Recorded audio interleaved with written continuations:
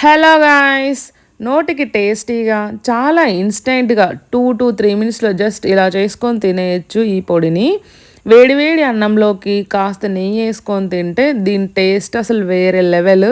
మరి దీనికోసము ఒక మిక్సీ జార్లో సన్నగా కట్ చేసుకున్న కొబ్బరి ముక్కలు, 2 టేబుల్ స్పూన్ల కారం పొడి, తగినంత సాల్ట్, తగినన్ని తెల్లపప్పులు, కొంచెం జీలకర్ర, వెల్లుల్లి రెబ్బలు అండ్ లైట్గా పసుపు మీ ఇష్టము. షుగర్ కూడా కొంచెం వేసుకోవచ్చు, నేనైతే వేయలేదు. వేస్తే చాలా టేస్టీగా ఉంటుంది. మూత పెట్టేసి బాగా మిక్సీ పట్టుకోవాలి. మరీ ఫైన్గా కాకుండా కొంచెం బరకగా పట్టుకోండి, సూపర్ టేస్ట్ వస్తుంది. దీన్ని కొంచెం ఎయిర్ డ్రై చేసేసి ఎయిర్ టైట్ కంటైనర్లో స్టోర్ చేసుకుంటే మినిమం 1 మంత్ పైన కూడా వస్తుంది. చాలా టేస్టీగా ఉంటుంది. రైస్లోకే కాదు, ఇంకా ఫ్రైలోకి కూడా వాడుకోవచ్చు.